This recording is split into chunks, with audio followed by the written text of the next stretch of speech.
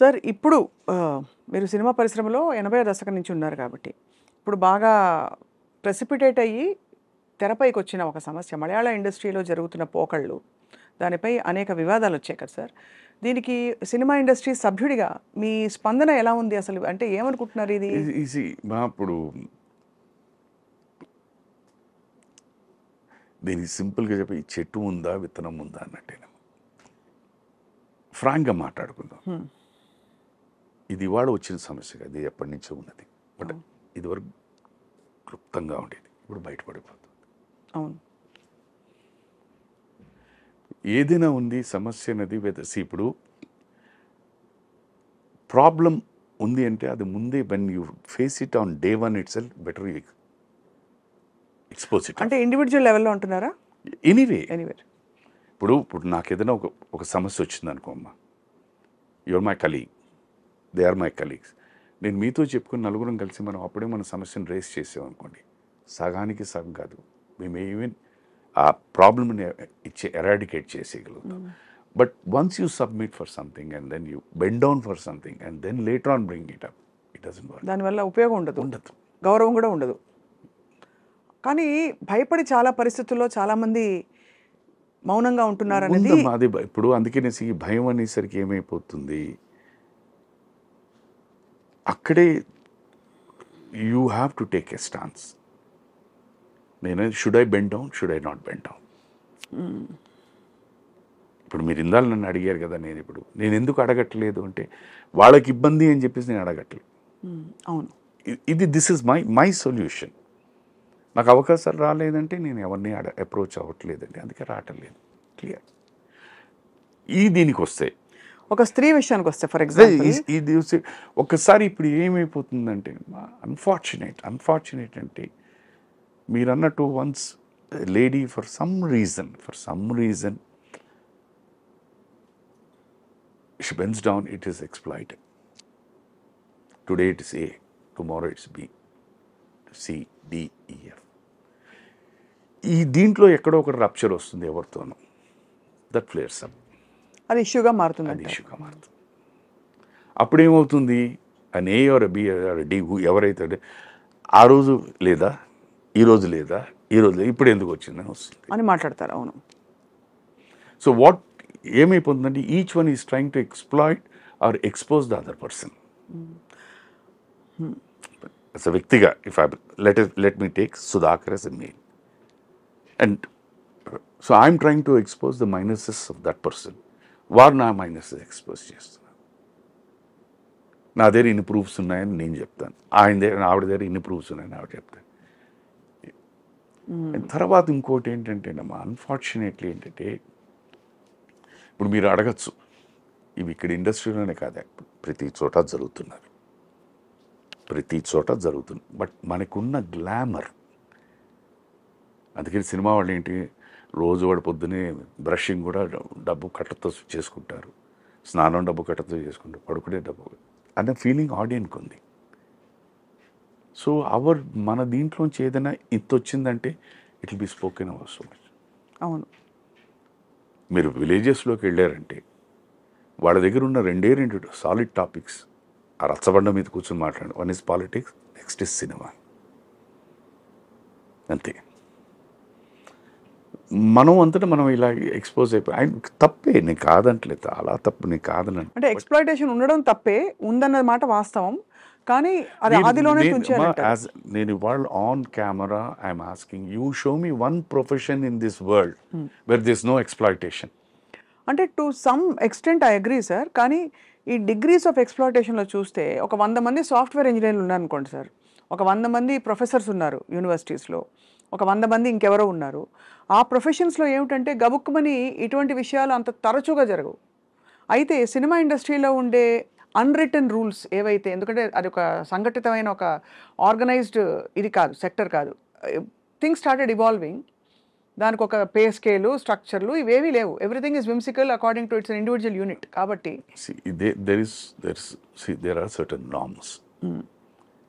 ఇప్పుడు అది మీరు చెప్పిన ఈ సెక్టర్స్ అన్నలో అది ఒకళ్ళు జరిగినా, రెండు ఇన్సిడెంట్ జరిగినా ఐటీ సెక్టర్లో జరుగుతుంది సార్, జరగదు చెప్తాను. ఐటీ సెక్టర్లలో జరుగుతుంది.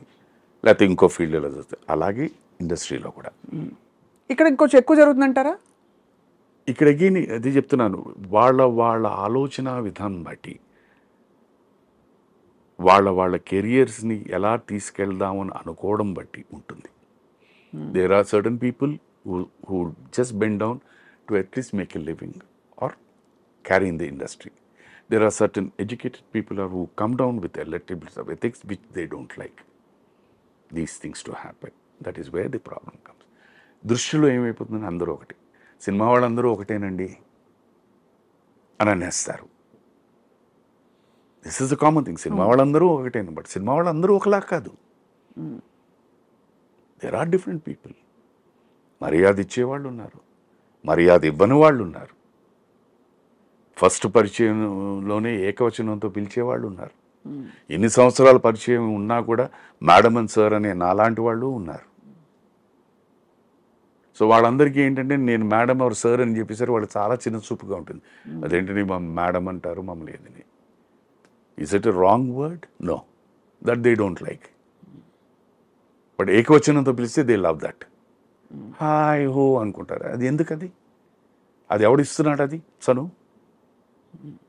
I'm telling you. సో ఇప్పుడు సరే కమిటీలు వేశారు సార్, అన్ని చాలా పెద్ద పెద్ద వాళ్ళ కమిటీలో ఉన్నారు. ఇది ఈ ప్రపంచంలో చదువు అని పక్కన పెట్టేద్దామా, ప్రతి వ్యక్తికి అది మగైనా ఆడవాళ్ళకైనా జ్ఞానం ఉందమ్మా. ఏది మంచి, ఏది చెడు, ఏది కరెక్టు, ఏది రాంగు అని అందరికీ తెలుసు. నీ మంచి, నీ చెడు, నీ కరెక్ట్ అండ్ రాంగ్ నీ అవసరాల కొద్దీ మారిపోతాయి. ఇది వాస్తవం. ఒక కోణంలో ఒక దీని దృష్టిలో ఒక దీని మీద ఇది చెడు అంటారు, అదే వారి దగ్గరికి వచ్చారు అదే దీంట్లో మంచి. సరే ఐడియల్గా చెప్పండి సార్, ఐడియల్ కండిషన్ ఎలా ఉండాలంటారు మనిషి తన ఇప్పుడు ఇలాంటి పరిస్థితుల్లో? ఇంత దీంట్లో we are all working together. A healthy atmosphere is the most important thing. ఇప్పుడు నేను ఏ వ్యక్తిని ఎప్పుడు ఒక చులకన భావంతో చూడద్దు. ఇండస్ట్రీకి, ఫిల్మ్ ఇండస్ట్రీకి వచ్చే వీళ్ళందరూ ఇలాంటి వాళ్ళే అన్న దృష్టి వద్దు, అన్న థాట్ వద్దు. Give them respect. అయ్యో తప్పకుండా. దట్ ఈస్ ది నేను అనేది. అందుకని ఫస్ట్ నేను చెప్పాను కదా, ఒక వ్యక్తికి ఎప్పుడైతే మీరు గౌరవం ఇవ్వడం మొదలుపెట్టారో the whole system and the whole thinking will change. అది ఇవ్వండి, దాన్ని డెవలప్ చేయండి. అది చేస్తే ఇంకేముంటుంది? Nothing. There is absolutely will not have any problem. But మీ థాట్ ప్రాసెస్లోనే తప్పు అనుకున్నారు అనుకోండి, అన్నీ తప్పుగానే ఉంటాయి. అందుకని మనకి పాత సామెతే ఉంది, పచ్చకామంలో వచ్చిన వాడికి లోకం అంతా పచ్చగా ఉంది. బట్ వాడికి అది డిజీజ్ అది. బట్ ఇవాళ ఉన్న లోకంలో ప్రతి వాడికి పచ్చకామంలే. మీరు దొంగతనం చేసేవాడు చూడండి, వాడు ఎప్పుడు ఎదుటివాడి వీడు దొంగలాగే అనిపిస్తాడు, మోసం చేసేవాడికి అలాగే కనిపిస్తాడు. కరెక్టే సార్, మీరు అన్నది రైటే. ఒక మంచి మనస్సుతో ఒక వ్యక్తిని తీసుకెళ్ళి ఒక హెల్ప్ చేద్దామంటే ఆ మంచితనాన్ని వాడుకుని ఆ మంచి వ్యక్తిని ఎవరైతే హెల్ప్ చేస్తారో అతన్నేమో వెధనం చేస్తున్నారు. ఎందుకంటే ఇక్కడ రెండు two contrasting approaches and thinking. Here is an A who wants to help B. Here is a B who wants to take advantage of this A and make him a fool. So where is the mistake చెప్పండి? ఇక్కడ. పోనీ ఇలా అడుగుదాం sir, ఈ సమస్య పరిష్కారం అవుతుందని మీరు భావిస్తున్నారా, లేకపోతే ఇది కాలక్రమంలో రూపాంతరం చెందుతుంది తప్ప ఒక స్త్రీ పురుషుడు ఉన్న ప్రతి చోట ఎక్కడా కూడా ఇలాంటి ఎక్స్ప్లాయిటేషన్ ఉంటుందంటారా సార్? అది వాళ్ళ విజ్ఞానానికి వదిలేస్తానమ్మా. ఎందుకంటే నేను దేని గురించి మాట్లాడలేను. ఎందుకు నేను ఓపెన్గా చెప్తున్నాను. ఇప్పుడు సుధాకర్ అనే వ్యక్తి గురించి ఎవరైనా ఏదైనానంటే అతను మంచివాడా, బయటికి కనిపిస్తాడేమోనండి అని అంటారు. అది వాళ్ళ విజ్ఞత. అది నేనేం చేయను. నేను ఇప్పుడు ప్రూవ్ చేసుకున్నాను. నేను ప్రతి వ్యక్తిని పిలిపించి